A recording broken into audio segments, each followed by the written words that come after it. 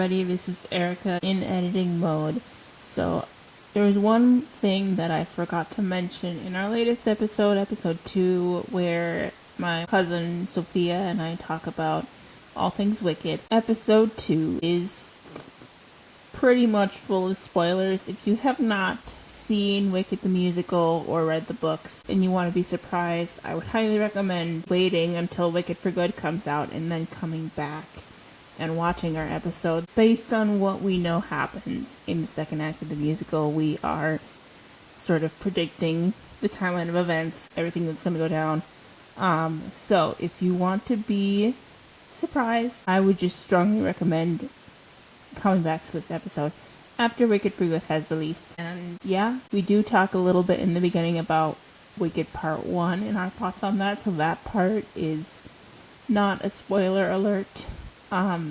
But I just wanted to come in here and warn you of that because we covered quite a lot of things in this episode and there's really no rhyme or reason to any of what we talked about, no matter how thorough I make my outlines and everything. I'm sort of discovering that I'm just kind of all over the place when it comes to this podcast. But, yeah, the first part where we talk about Wicked Part 1 and our thoughts on that, casting everything, that doesn't have any spoilers. There is a segment of this episode, though, where we do talk about spoilers. Hello, everyone, and welcome back to Just a Question podcast. My name is Erika, and today I have a very special guest for a very special topic that is near and dear to my heart. I have my cousin, Sophia, with me, and we are going to get Wicked today. So, first of all, every time I have a new guest here, I have them do a little bit of an introduction. So, Sophia, you have the floor. You can, tell us a little bit about yourself. I know you're a really big Ariana Grande fan. You can tell us how you got into her music. You can tell about your background with Wicked or just about your, growing up, whatever you want. Mm-hmm. Well, hello everyone. I'm Sophia Jordheim, the cousin. Obviously this episode is the Wicked episode. I have loved Wicked for forever, basically. I've only had the privilege to see it one time, like in a theater, like the Broadway production, but I think it's been like 7 or 8 years since then. I saw it at one of the theaters in Portland here, and oh my god, best night of my life, sobbed my eyes out. Mm-hmm. And so obviously when the movie was going to come out, I was more than excited. And then when Ariana Grande was announced as Glinda, shut up. Life over. Because Miss Ariana is my number one since day one. Like, I would walk around middle school with a little ponytail in my hair. Yeah, rest is history. I need to go to her tour, but that's a topic for another day, I guess. Before I sob. We both lost the Great War. I was on my laptop. I had the queue up, and I'm like, I have gotten into her music since Wicked. Like, I like a lot of her songs, but, like, for the most part, I was like, I wanted to get them for you because, like, I knew, like, how big of a fan you are. So, we lost the Great War, but hopefully there will be an opportunity to get those tickets. Since Wicked came out, I think her fan base has just grown so much. Yeah. And not that it's like a bad thing or anything, but then there's like, kind of takes up some of the space for the people who haven't been able to see her, as myself. And so it's just such a small tour. You'd think after Wicked, since Wicked is huge, that it'd be a bigger tour now, but she wanted to keep it small. We respect her wishes. Yep.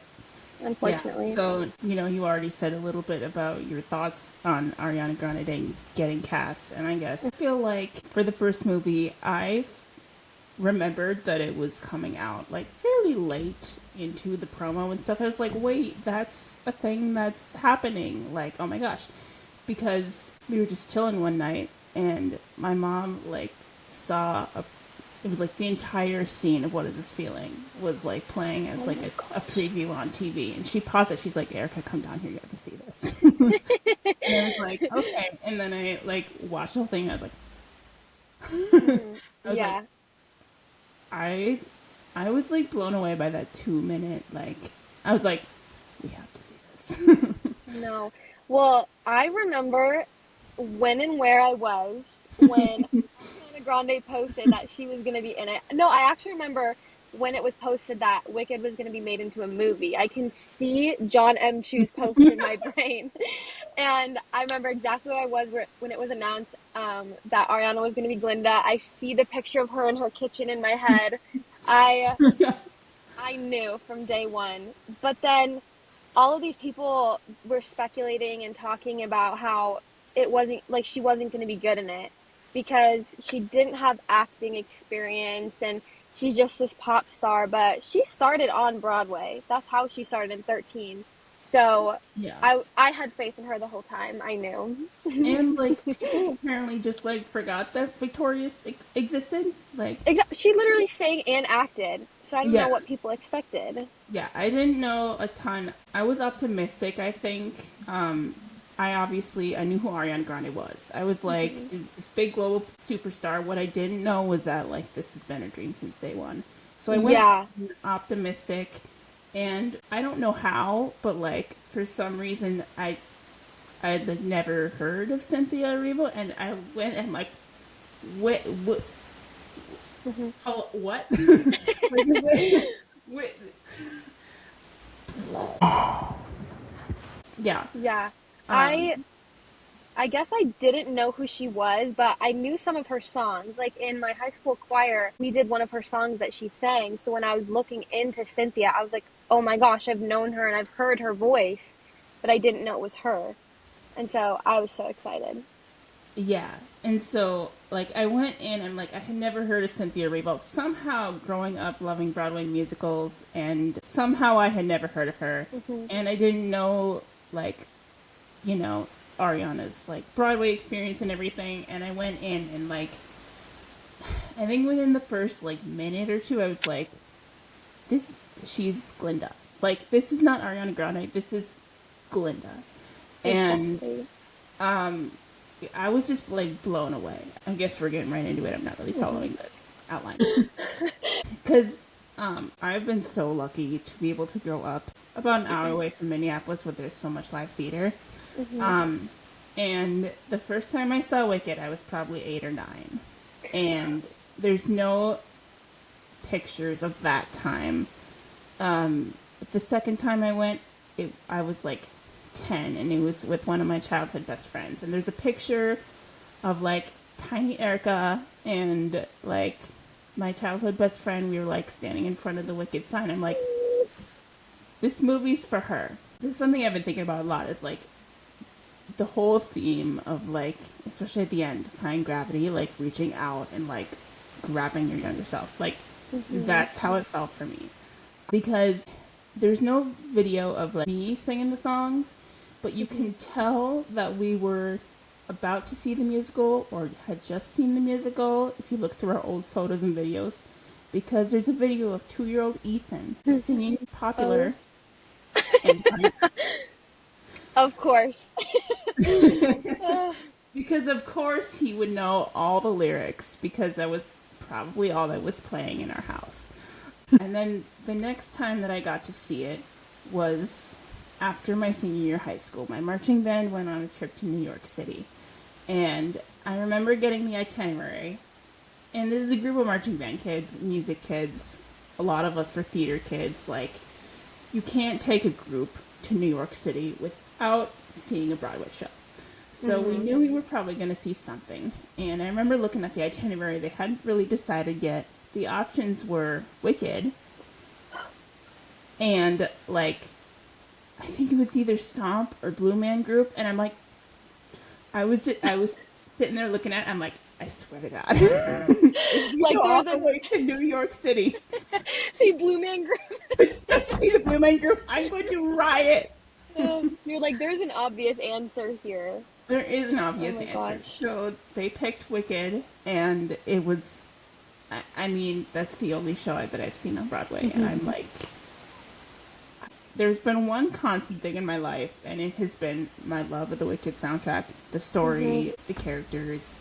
Mhm. Um, it was such a surreal moment. Because the thing is with Broadway, even if you see an understudy or standby, like, for one of the leads, it's still going to be amazing. And I think we had the main Glinda that night, understudy for Elphaba. They were both very amazing. And then 2022, one of my good friends from college was down here. We were supposed to see a concert, and the artist ended up getting COVID, so the concert was canceled. And what musical happens to be in town? Wicked.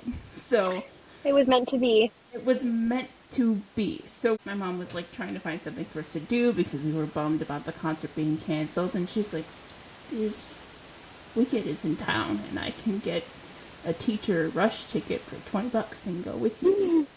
I think it's 40 actually. I mean, my friend and I sat up in the balcony, but my mom, like, since she only needed one ticket, she was like up close. Oh, of course. We were joking. I was like, "So you can see Fio's muscles, huh?" And she's like, "Yes." Oh, goodness. So yeah, and then, I knew the movie was coming out. I sort of forgot about it for a little bit. I see that commercial, and I'm like, I go to the movie, and I'm, for lack of a better word, obsessulated. Like, I love that made-up word. Like, the Aussie language is, like, part of my vocabulary. Like, scandalocious, obsessulated, like, horrendable. Yeah.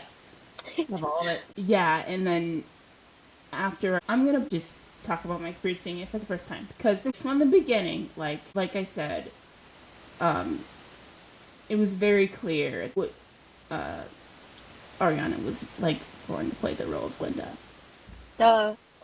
And that was something I didn't know going in. And I knew it was going to be really good from the opening notes. No one mourns the wicked. But then we get to Popular. And I am laughing so hard in that theater. My mom is like, "Shut up, we're gonna get kicked out." Like, I can't help it. She's like an overly caffeinated puppy or something. She's like running around, swinging from the chandelier. Like, this is nothing like I've ever seen before. And somehow Cynthia is just like not cracking up the entire time. I know. Like, how many times did they have to shoot that? Because I know for a fact that John Chu was giggling under the bed. And that would have been me if I was your scene partner. I'm like, how do you... I couldn't have held it together. It's just, it looked so natural too. Like, I had no idea how comedic her acting could be. She is so funny. Like, even just the clips of her, like when she was a judge on The Voice, her comedic timing is so good. Just even as herself, when I've seen her in, like, interviews and talk shows and then even videos with fans. And I knew she was a comedian. Love her. So... I'm just gonna, like, talk about the Ozda scene for a little bit, because I think I'm one of, like, the very, very few people who didn't cry during that scene. You didn't cry? I have no idea how, but, like, I guess I was just, like, stunned and, like, shocked, because I forgot that part had happened during the musical, and I think on the stage production... it's meant to be more of like a comedic moment, because the videos that I've watched of the stage version, people are like laughing. Like, it's meant to make the audience laugh because he's, dancing like funny. It's funny. This was the opposite. And the more I watch it, the more, like I said, I don't know how, but like for some reason it gives me like goosebumps, maybe like a little bit of, like, anxiety on, like, behalf of Elphaba in that moment, but, like, I don't cry just because, I don't know, like, I do feel with her, but, like, I don't know how. That scene is so powerful. I could write a dissertation. Yeah, I mean, I just remember, so I saw it in theaters the first time with my boyfriend, okay? He has no clue about anything about Wicked. So he doesn't really understand what's going on in this scene, except, he's watching the movie, whatever, he's following along, but Yeah. he looks over to me. I'm the type of crying where I'm like choking up. I'm like, I have to quiet myself down because I'm crying so much. And he's like, what's going on? Me just sobbing the theater seat, everyone around me. Oh, there were people in the theater though. There were a couple people that laughed. I was like, "How dare you guys?" Somebody's about to throw Yeah, hands. I'm like, read the Geographic room. Alfie. She's being made fun of. Yeah, I'm like, guys, come on. Ugh, no, but Yeah, so I mean that's I think one of the most powerful, like vulnerable scenes in a movie that I've ever seen. And I'm mhm, glad I think they've gotten a little bit of maybe not so positive feedback on the length of the film, and part of that was the Ozda scene. But I think it adds to the depth of their like relationship and their friendship. Like without that extended scene and like Alphaba getting out in front of everybody and starting to mhm, like dance and being like, hey, to Glinda, you were the one that did this. Like, you can come here with me or you can not. And then Glinda in that moment chooses to like, yeah, like, I'm sorry. And that's the extended scene adds so much. mhm, And yeah, I like that addition a lot. mhm, I think a lot of people can resonate with that, like being in a crowd but still feeling like lonely. Like at mhm. times I felt like that, especially like the more that I think about like as a kid, like I didn't really have a ton of solid friendships or connections until the end of middle school. So the older I get, the more I realize that like even though when I was a kid, I really liked Glinda. I would sing popular. The older I get, maybe I'm a little bit more like Alphaba. Mhm. Um, but I think there are definitely parts of both characters in me, and that's the beautiful thing about this film. Like, I think Mhm. everybody can sort of relate to one or both Mhm. characters in some way. And Defying Gravity, like, So good. like, what can I say? Like, it's that was the moment that was like I was more of an Act One song girly growing up. Like Mhm. I didn't know a ton about the Act Two songs. I just remember really loving Popular, Defying Gravity, Mhm. Dancing Through Life. Those songs. I think the movie has sort of elevated some of the others for me. Like The Wizard and I overlooked that song until the movie, and then I was like watching the theater. I'm like, this song just got Mhm. so much better. Took on a new meaning because, like, the Broadway version of The Wizard and it wasn't one that I went to, but Cynthia gave it a whole new meaning. She gave Mhm. her own take on it, and, like, now it's, like, near the top of my Yeah. list. And, I mean, Defying Gravity, man. Like, I already Oh talked my about gosh. that moment of, like, reaching out and like bringing your younger self with you, Mhm. discovering that your true power has been like inside you all along, and like Yeah, I mean that scene, the way they showed it, it was so emotional and they depicted it so well. Like I loved how they were like switching the perspective. It literally made me sob. Like, yeah, oh, but like Defying Gravity, asked me like years ago what my favorite like Broadway song was, it would have been Defying Gravity. Now I don't know if that's just because I love to sing it or if it really was just like my favorite, but either way, that and then The Wizard and I liked Adina's version, but then Ariana Grande sang it. I'm pretty sure I might be wrong, but it was at like an Wicked anniversary type yeah, show I kind of saw thing. that. I've And seen like a video of that. I think I had what was so like interesting was that I had feel like I knew that Ariana sang "The Wizard and I" at like a Wicked anniversary special. Cynthia sang "Couldn't Be Happier" / "Thank Goodness," whatever it Yeah, was, at like a concert. I I'm didn't like, know that.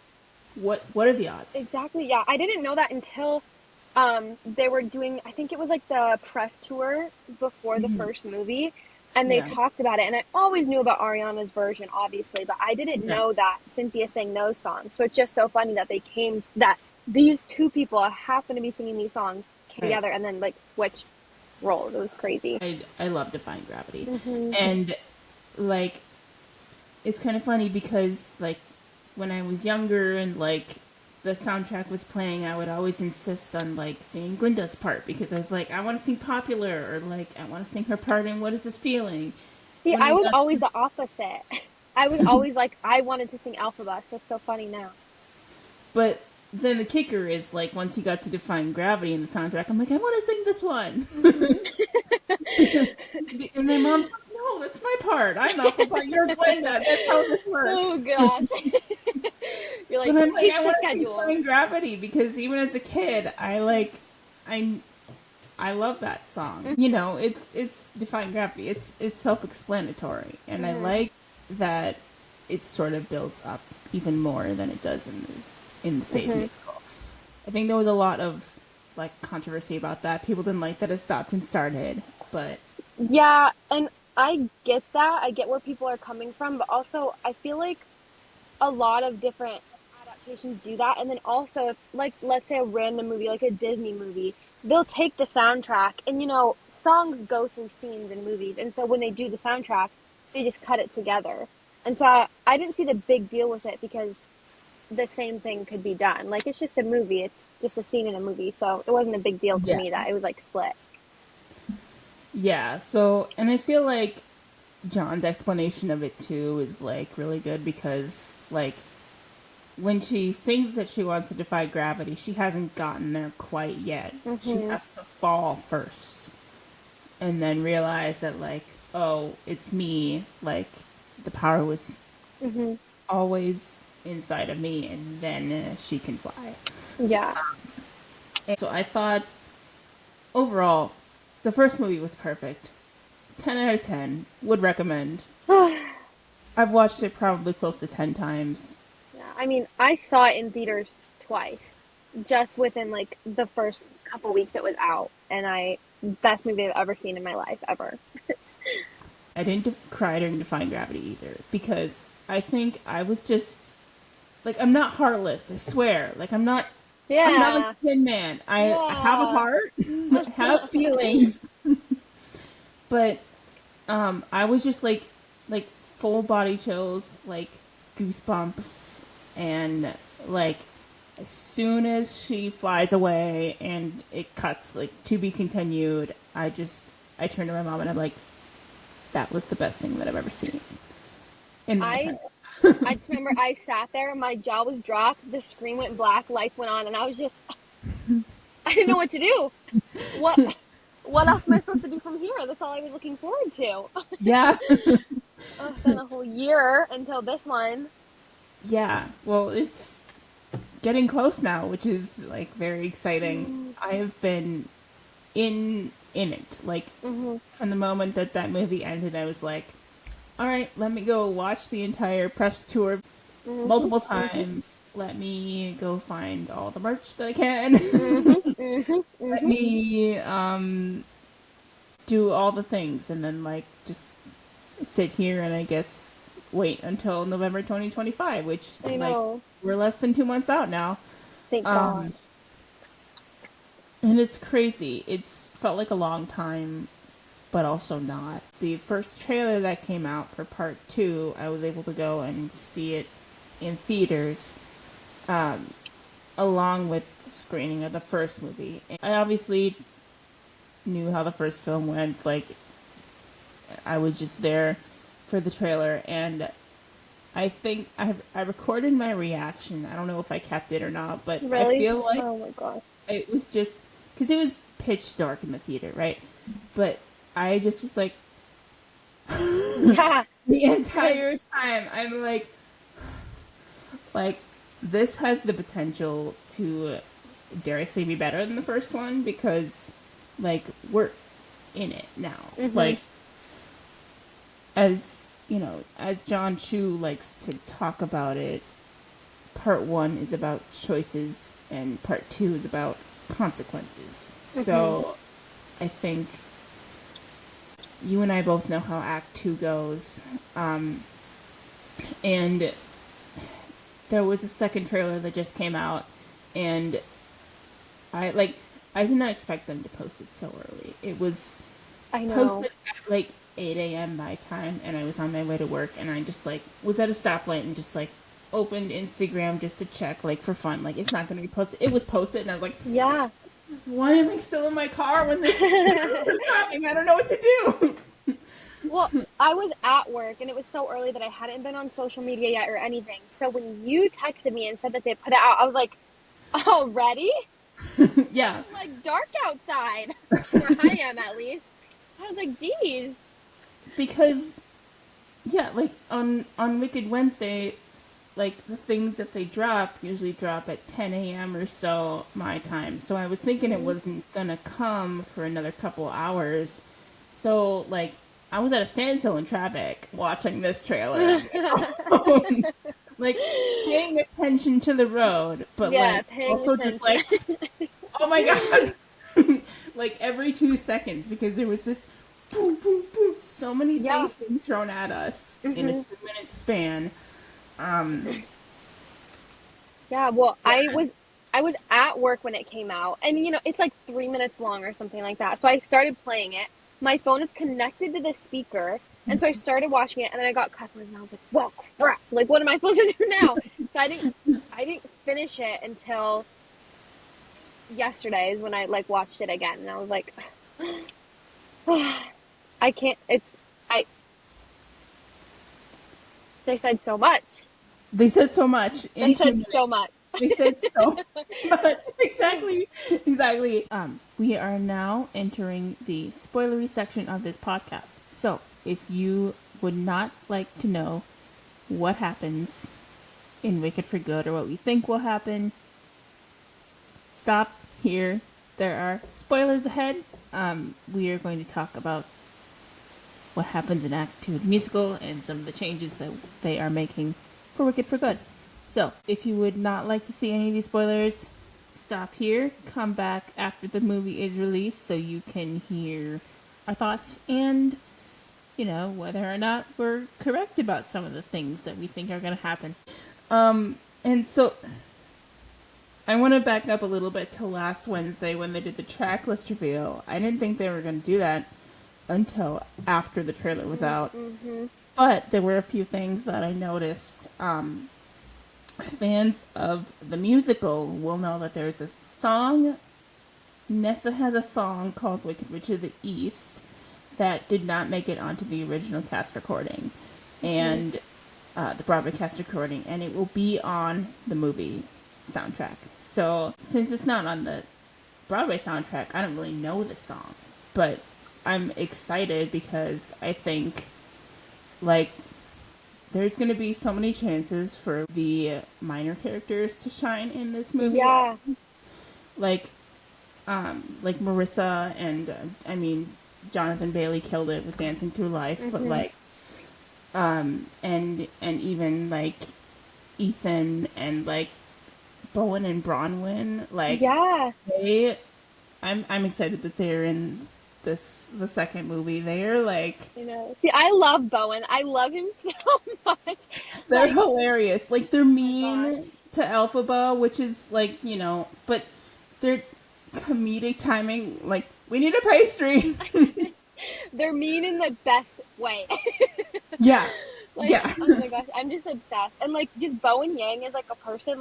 I watched him on SNL, but then since they announced that he was going to be in Wicked, I started following him more. So I've seen some of his episodes of his podcast, and it just makes so much sense that it's him cast as this part. And my gosh, I just love it.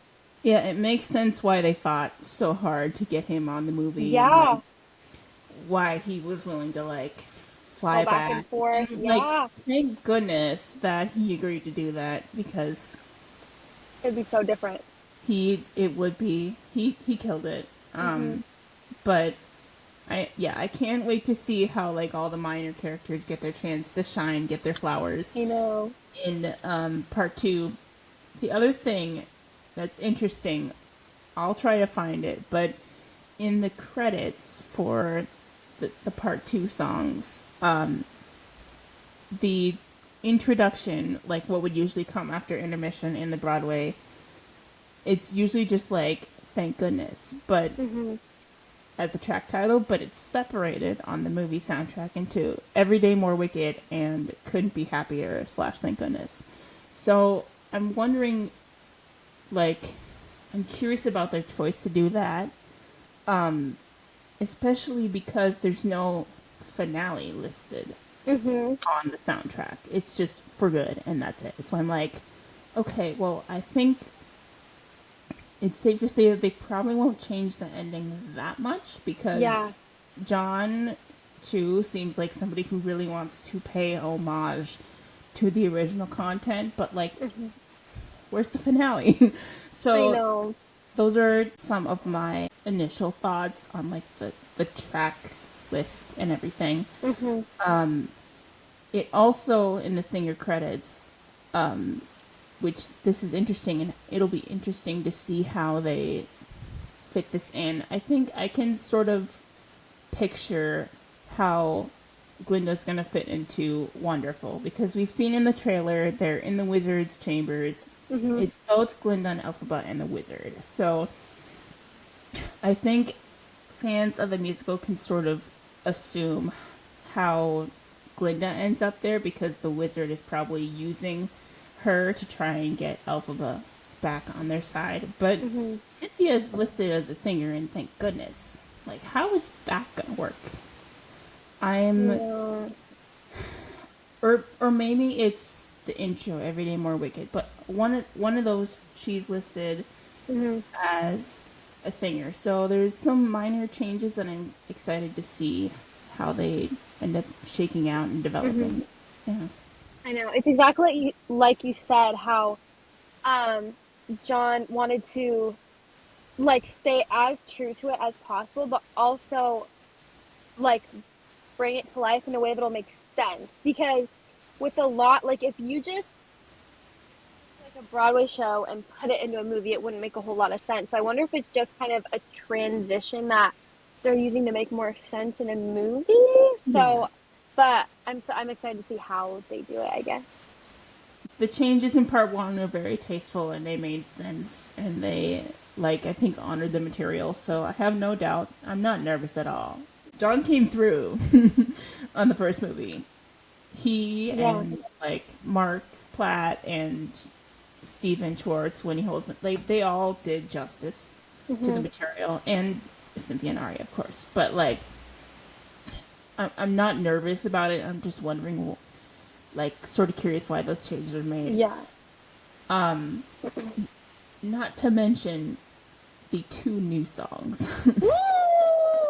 I didn't think they were going to announce the names of the tracks so soon. Yeah. Crazy. It is crazy. Like, I was surprised too. Like, it was like last Wednesday they announced the track list. I, like, opened my phone and used the video of the track list, and, like, Girl in the Bubble and No Place Like Home were both, like, blurred out, and I was like, they're probably not going to reveal those until the movie. And they did. And what are you talking about? No Place Like Home and Girl in the Bubble. I know. It was, like, blurred out, right? So I thought it was just kind of like a teaser, as, like, soon they were going to announce the names. No, they didn't. It's like 2 seconds later. I know. I remember, because it was kind of just like a while ago.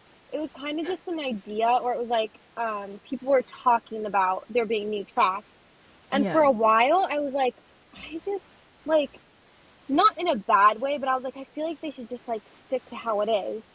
And so if it was anyone else that would have written these songs and put it in this, I would have been like, I just can't get behind it.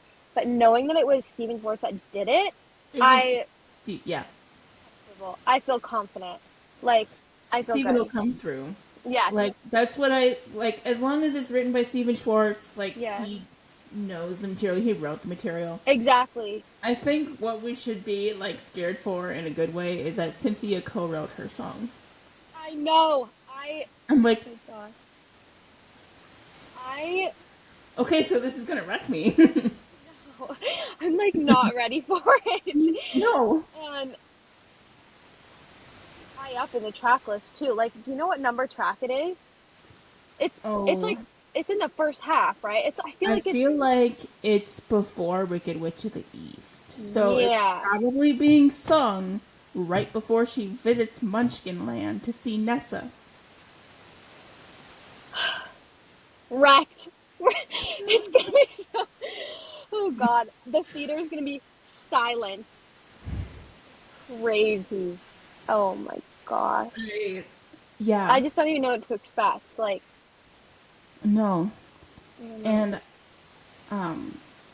I feel like the songs that they revealed in the trailer, we got good teasers of like the songs that were meant to be listened to before. Like Hmm.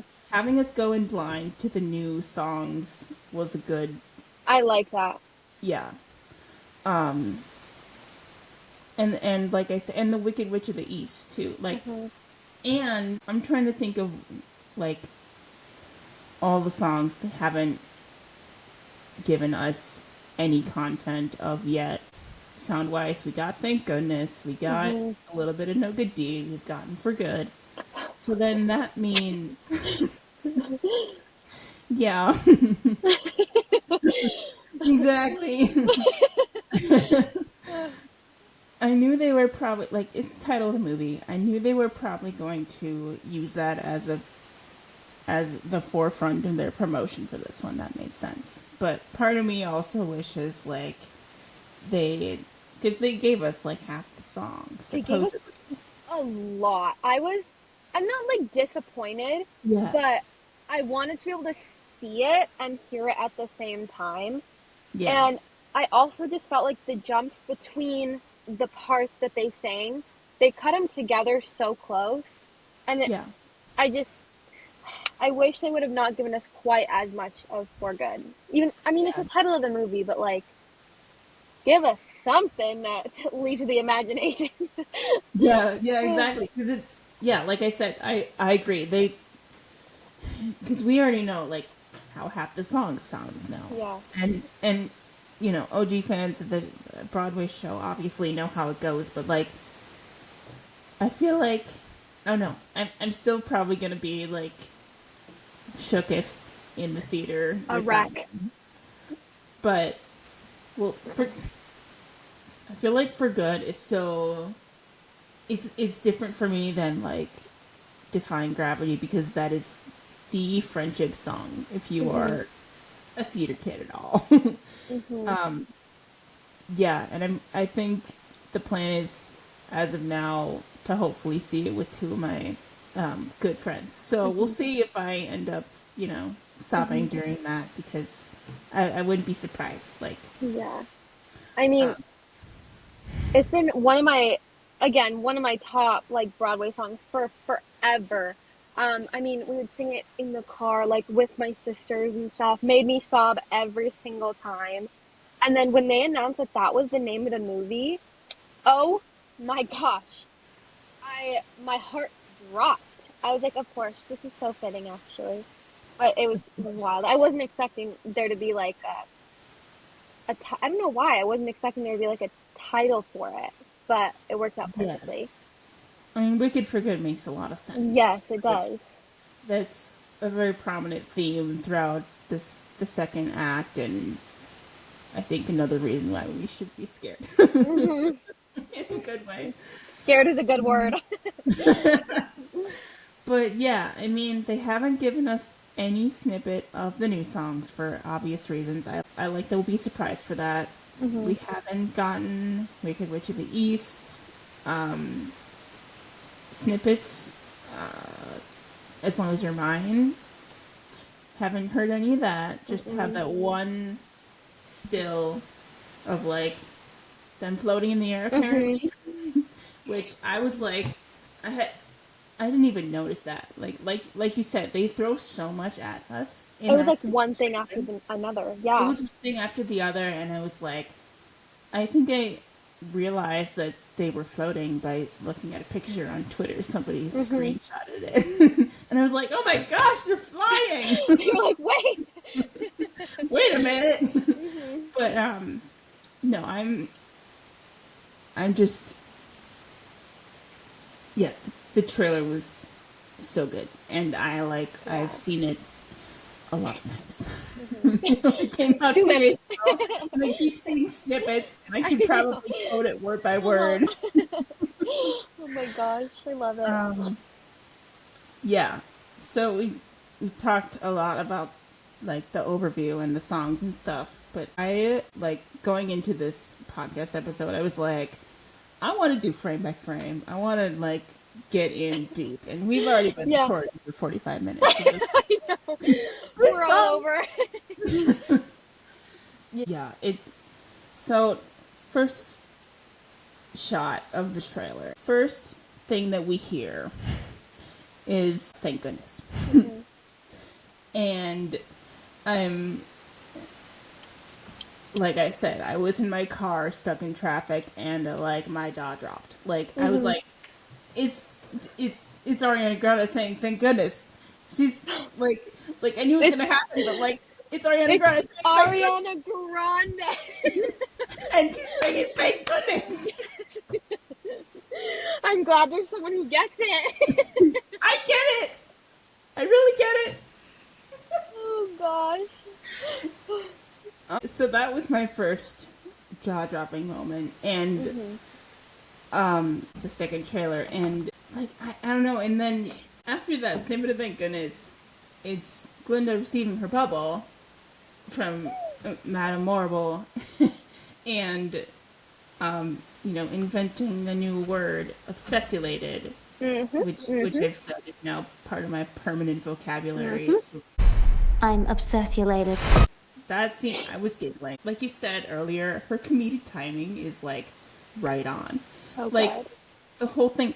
Does this thing do what I think it does? And then taps it. No way! And then boop, taps it again. I She's just so good. She's just so I good. I loved that part. Like, if there's one thing, like the second act is a lot heavier, but I think we're gonna have a lot of little moments like that are gonna make us laugh through the Lighten it tears. up. Mhm. Mhm. There were definitely a lot in the first part, so I have high hopes that Glinda's comedic timing is gonna come through for us again. Please, where'd you get that? Mhm. Um, like I said, we get a little bit of Glinda and Marble's dynamic, which evolves throughout the second act, as we will see. We get a little bit of the cat fight, or leading up to the cat fight, on the Yellow Brick Road in Munchkinland, which I'm excited to see because Mhm. it looks like in the movie they're going to be a lot more like intense with it and actually like come out swinging. Yeah, I'm excited to see all of the detail they put into this. I want to see them like stretch it out.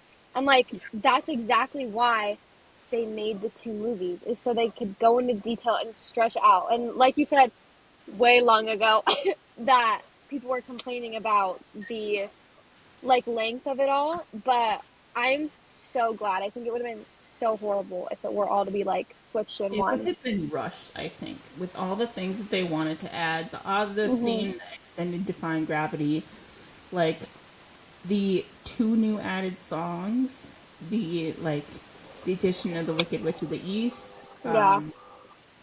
like which is usually in the Broadway play, but like Mhm. I have a feeling that For Good might be a little bit extended because Yeah. just driving the dagger a little bit to our Oh my hearts. gosh. And that's like the best one too. Like, oh my god, I'm just so excited. Oh my gosh.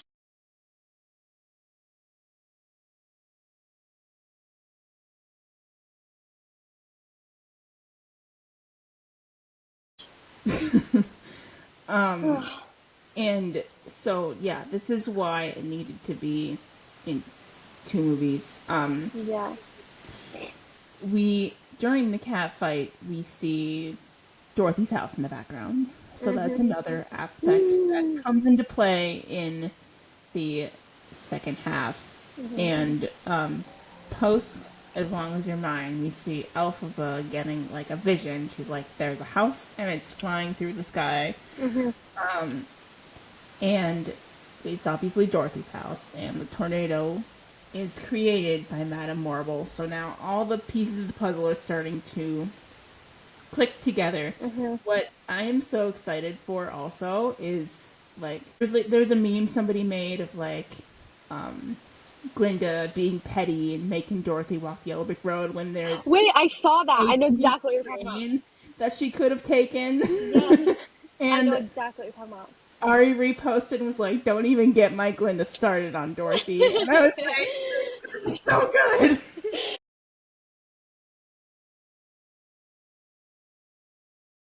Like, get it, girl.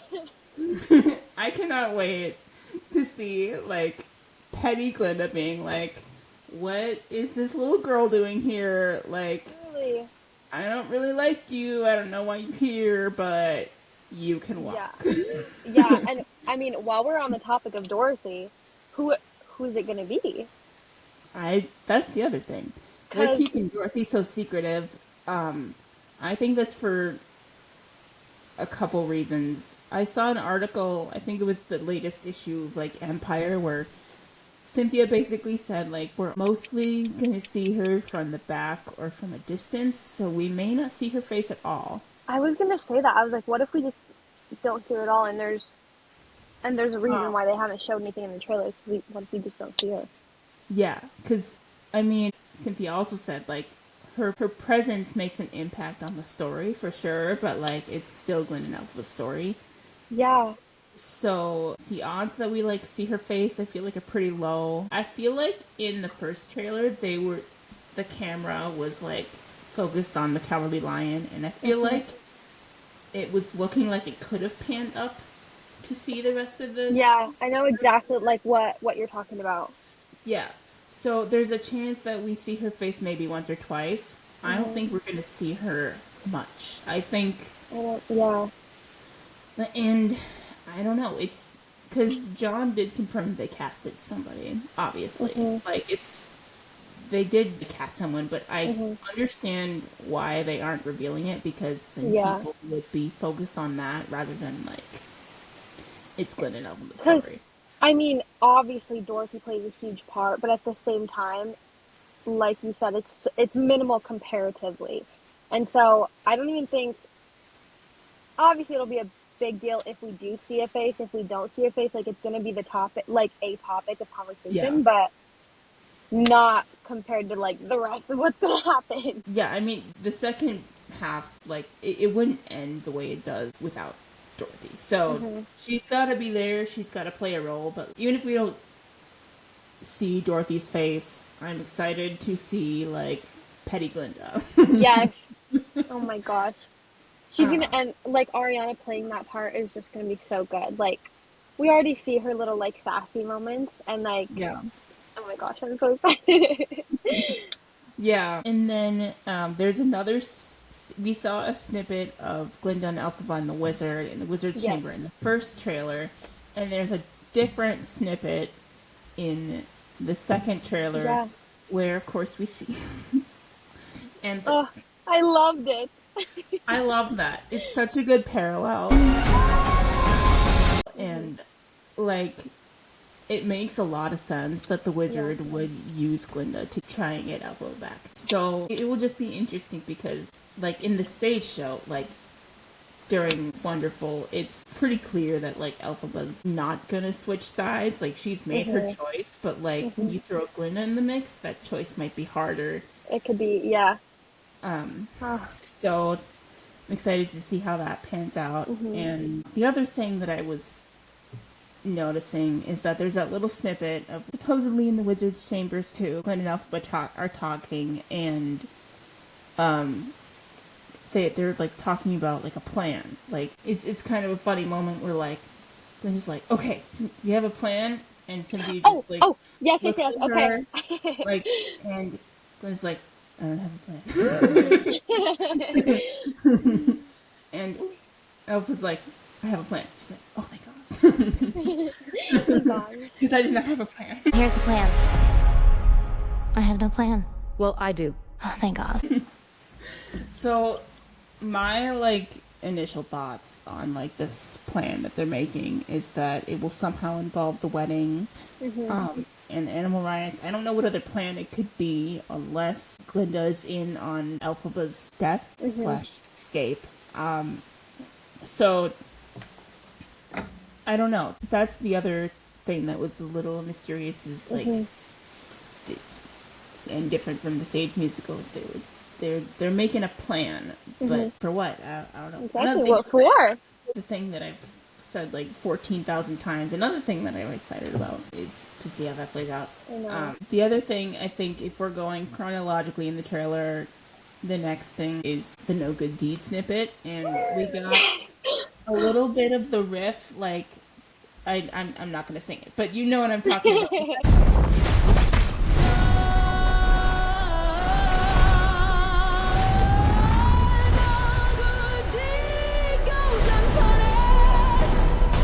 We got the riff in the first trailer, and some people were like, well, maybe that's from the new song. Some people were like, maybe that's from No Good Deed. And it is from No Good Deed. We got confirmation in this trailer. Music goes right into it. And again, I was sitting in my car in traffic like... Well, the first time I heard it too, I kind of knew, like, I just had a feeling, like, I was like, this has to be. And oh my god, it's so good. Like, the more that I thought about it, I'm like, this seems like the same key. Yeah. As No Good Deed in the musical. It's probably from No Good Deed. And it gives the same vibe. Tearing the house down. Oh my gosh. She's laying getting the house boots down. Have you seen the one where it's like that and it shows the ruby slippers under the house? House down boots? Get it? I have that pinned on my Twitter account.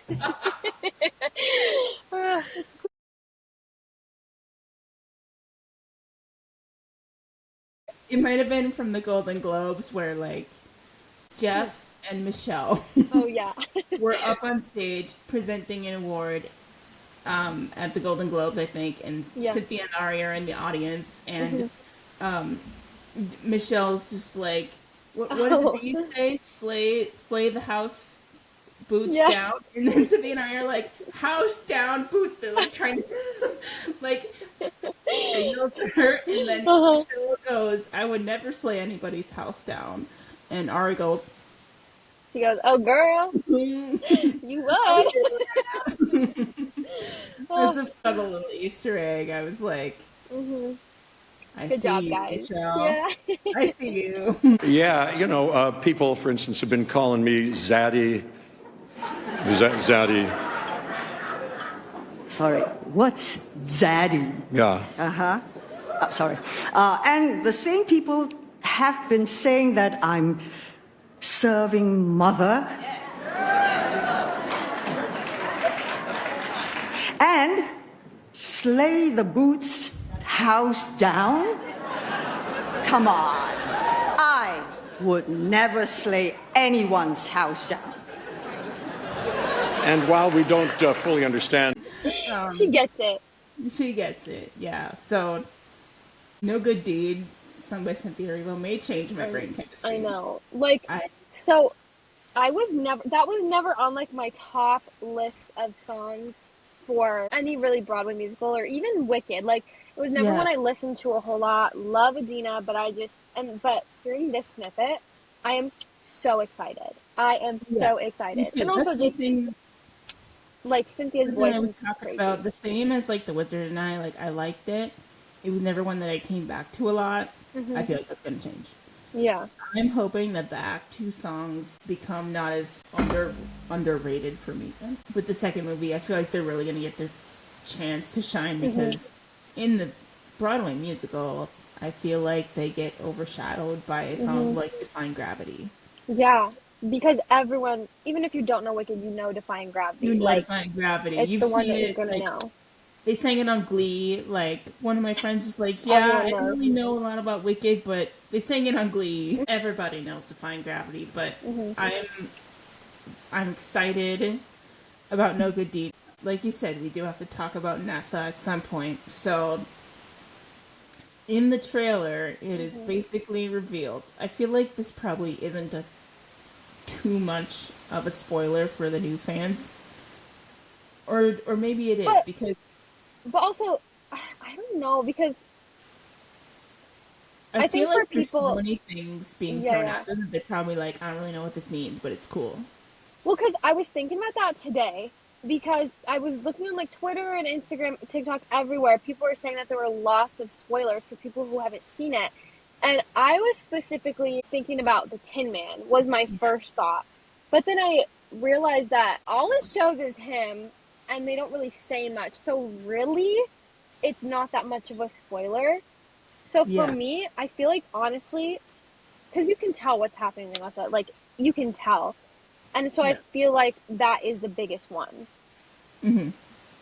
Especially for people who know how the musical goes and sort of Hmm. that storyline, how that might be a little bit like problematic, and how Marissa Bodie has said she Yeah. feels about that. Like, she can't walk, and I understand not wanting them to use Yeah. CGI to make her walk. And I feel like it's just been such a big topic of discussion, like leading up to the second movie. I feel like everything that I've seen online, obviously, like just for good, all the different aspects of the movie, but I feel like that one, everyone's like, what are they gonna do? Yeah. And so seeing that, I was like, oh, I feel like it's a tasteful way to do it, yes, and one that's yes, not as ableist, and I'm excited to see how that plays out. Like, yeah. yeah, I mean, I was kind of worried because I knew, just knowing that who like John M. Chu is and who everyone who's behind the movie is so like, should I say with the times, that they would never do anything to offend anyone or anything like that. Like they'd want to do right, not only by Marissa but also by all the viewers.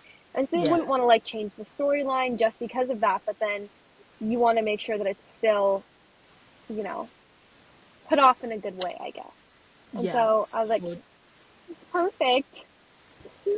I think they did a good job rewriting that storyline.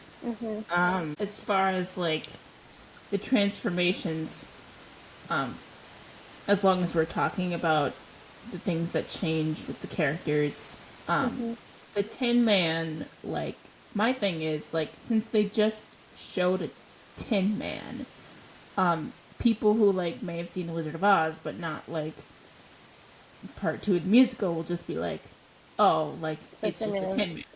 But then, like, and I was sort of wondering about this, like, did Ethan Slater have, like, permission to post a picture of the Tin Man? Because that's, if you follow him and, like, he played Bach, could new fans put that together? Like, why else would he post a picture of the Tin Man? I guess you're kind of right. I didn't think about it like that. Cause yeah, like we said, the trailer didn't really give it away. So if you put it in Or, that perspective, it or kind maybe of they're did. simply not thinking about it that deeply, and maybe I'm just, like, overthinking it, but there's just so much happens Hmm. in the They, second act that, like, people who don't know how it goes are gonna be, yeah, like, flabbergasted. I feel like the most obvious transformation or change is the baby lion cub turned cowardly lion. I feel like people could probably put that together, yeah. but I mean, Tin Man and the Scarecrow, I feel like that will be a lot Hmm. for new fans to. In the trailer, there really wasn't any spoiler for the scarecrow at all, was there? I feel like there only was like There's one actually a shot. shot of Elphaba in Oh, the yes. back Okay. Okay. Yeah. of the Yeah. Yeah. Yeah. Scarecrow. Yeah. Yeah. And again, it's only for like a split second, but like But we if caught you it. if you know the show, you're like, oh, like that's yeah. So I wonder if, like you were saying, I wonder if we see it like that because we know what happened, but Yeah. maybe the people that don't know it won't realize. So maybe they did it like that on purpose, but I They don't probably know. don't. That's the thing. Like, I'm probably just, like, overthinking it a lot because I'm so invested in every single aspect of this movie, and I know how it goes. And I know how it ends. Yeah. I mean, it's from what I've seen, from what you see in the trailer. Costuming department, 10 out of 10. I know. 10 out of 10. Paul Towswell is coming for his second Oscar. And, like, makeup, and I really hope they get their flowers for this second film. Yeah, They let's better. talk about it because I was mad. I'm like, Me guys, too. what happened? What the Me too. heck? Here's the I'm thing. sad. Last award season, like, it was so exciting seeing them all nominated. But the fact that, who was it that Cynthia lost to at basically every award show? Was it Demi Moore? I know Demi Moore won one of them, but then there was There's the other one. Mikey Madison. She was the younger Mikey. girl who won. Yeah. And I was so happy for her, but at the same time I'm like, they brought them out, they sang, they opened the show, and Yeah. they didn't get the dang awards. I'm like, guys, this movie is a work of art. What am I saying that you're not? Because And there's like the actress that was up against Ari for a lot of those awards. Like the movie that she was in was terrible. I remember that. Like I remember seeing clips and hearing how it was just very problematic. do you remember what movie? Why can't I think of the movie? Amelia Perez. That's it. Oh my gosh, yeah, I never saw that one, but I saw clips and everyone was talking. Everyone was Horribly talking about how it. terrible it was. And Okay, I know, I remember. Here's the thing. I'm sure, like, the actress is very talented, but, like, winning for that movie specifically, I like, was why? mad. Up against Ari? Like, Ariana Grande. I don't know. And especially Cynthia, who was just, she was an O away from an EGOT. Yeah, I think it is the Oscar. I could also write a dissertation on how Wicked was robbed. Yeah. Yeah. But I know they won like a Golden Globe or something for box office achievement, which, Yeah. like, I feel like that was kind of a minor one, and obviously they smashed the box office, but like, But that's not even one that's like a voted thing or like a decided Yeah. thing. That's just like a fact that happened. yeah, And so it was just so sad that like the voted ones are the ones that were like decided by, whoever chooses. I think it's the Academy. Whatever.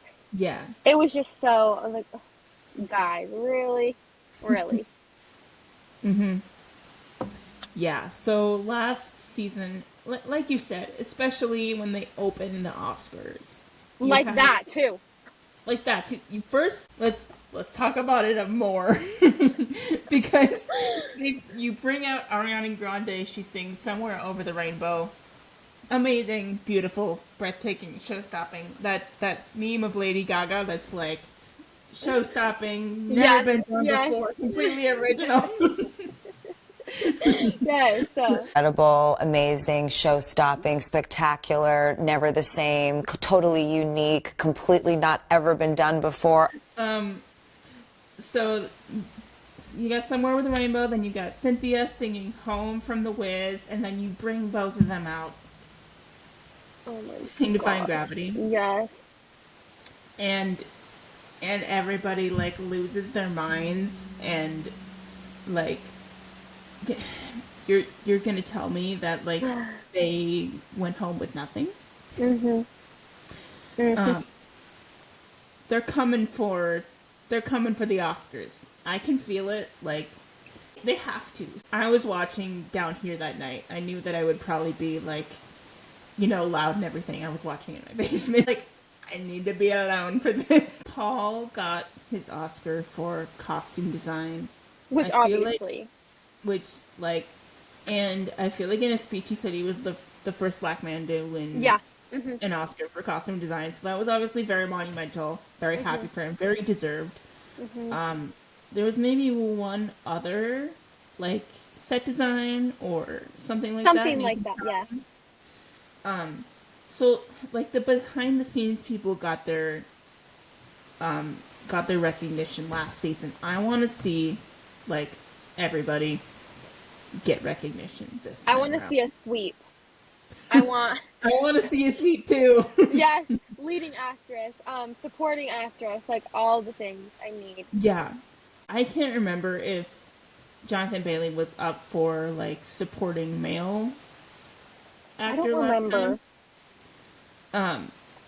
I feel like he has a much larger part in the second act, so maybe he will get recognized too, because he comes in like halfway through the first movie, so it would sort of make sense because he's not like in the entire thing. Can we talk about John M. not being nominated for Best Director? I know. It enrages me. I remember seeing the list and I was so angry. I was like, Where's guys? John?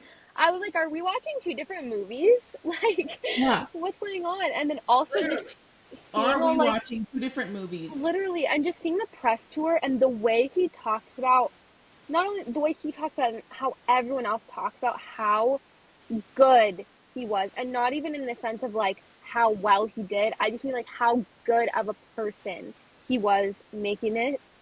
I was Every like, single choice. I guess we're talking about John M. now, which gladly I will, because like everybody in the cast says the exact same thing. You know it's true, right? If they say it over and over again, like he made it seem like an indie student film. He held space, pun intended.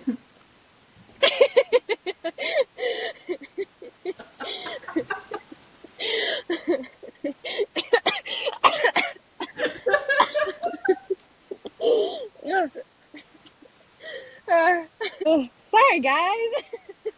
This week, people are taking the lyrics of Defying Gravity and really holding space with that. I didn't know that that was happening. I've seen it, yeah. That's really powerful. Yeah. That's what I wanted. Yeah. I didn't know that was happening.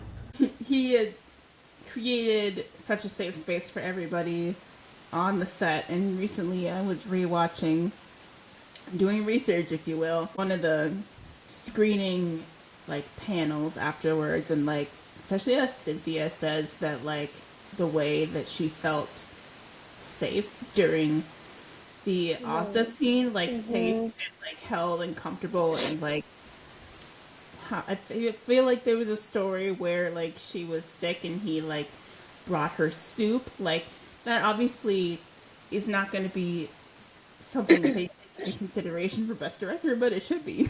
Yeah. I mean, Best Director, bring me soup. Come on, guys. Like, where's the recognition? Whatever. We'll get it next year. Every single choice that he made too. Like the way that he fought, he was like, actually guys, this will not be possible without 9 million tulips. We need to build Oz, we need to build Shiz and the Emerald City and Munchkin Land, and make the Yellow Brick Road, and create a waterway. I know. And the way that he really, the only CGI that he like felt necessary was like the monkeys. And then that's it. It was literally just the animals that they used CGI on. And that's very, very impressive. And that can only be done with a good director who has a vision and an imagination and a love for this world, like John so clearly does. John M. Best Director, Oscar, calling it down. We're manifesting right now. We are manifesting, we are holding space. There you go. Can't do this again. We are holding space for John to get that Oscar, and everybody else too, because I mean, we were both talking about how much everything like means to us, and like the fact that they brought this vision to life and chose to do it now. This is coming at a very, I would say, interesting time in our history, like the parallels. Well said. I'm not going to try and get too much into that because we like to keep things light and fun on this podcast, but if you know, you know. If you know, you know. We a get lot you, of- girl. The first film, like, was and it was a primary source of like comfort over the past year, and like you know, Delulu is a Solulu, right? I mean, There you go. it- I love that. this movie and Taylor Swift are For real. They're the only things keeping us together. We're holding on. no, for real. What else am I supposed to do? I've said about 20 million times how excited I am for this movie. I know.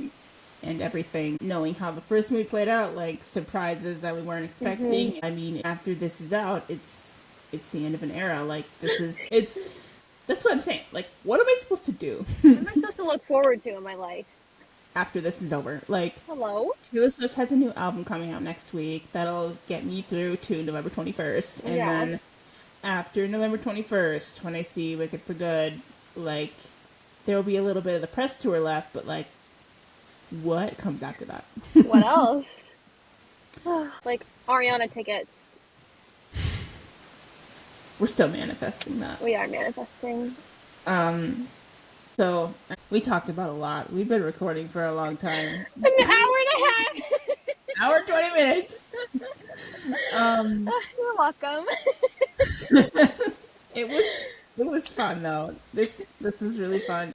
It was sort of an impulse decision for me to, like, start this podcast. So this is only our second episode. I think we hit everything just as out of order as possible. Yep. Like, what is even the point of my outline? There. I think maybe the one thing that we didn't hit is, like, I don't think they're going to change the ending too much. But, like, there was that interesting shot of Elphaba, like, at the end. It looked like she was in a desert or something. The very end of the trailer. And so I was like, that's interesting. And something that I heard is that was a scrapped ending for Wicked the Musical.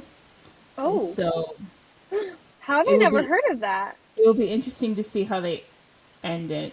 And Now I'm excited. I feel like that wraps up our Wicked episode. Maybe we'll have to revisit and break down some things after the movie's out. So yeah, that concludes our Wicked episode. Thanks so much, Sophia, for joining us. Woohoo! Thanks I for hope having you guys me. enjoyed this episode. You can listen to our episodes on Spotify and YouTube, Just a Question Podcast, and also make sure to follow us on Instagram for updates about future episodes. And until then, we will see you next time. Bye! One other thing that I did want to mention is when we were recording these past two episodes, the first episode with Oakley, my best friend, and then episode 2 with Sophia, I just want to say that I have had a lot of fun with this podcast so far. It's not probably going to be super popular, but I really love just talking about the things that I love with the people that I love. So shout out to both Oakley and Sophia for agreeing to come on and just yap for about an hour with me about these things, because I'm having a lot of fun. Next on the agenda, you guys can expect in the next several months, for sure, a breakdown of the life of a showgirl, something that I am really looking forward to at the time of recording. It's coming out next week. There will definitely be a life of a showgirl breakdown episode at one point. I think we're going to talk about The Summer I Turned Pretty. We're going to obviously have to do a Wicked for Good full review, and just enjoying everything that's coming our way within the next several months in the world of music, movies, pop culture, everything like that. Yeah, so thank you guys for watching, listening. Shout out to Oakley and Sophia for hopping on my little podcast, and yeah, hope you guys enjoyed the episode.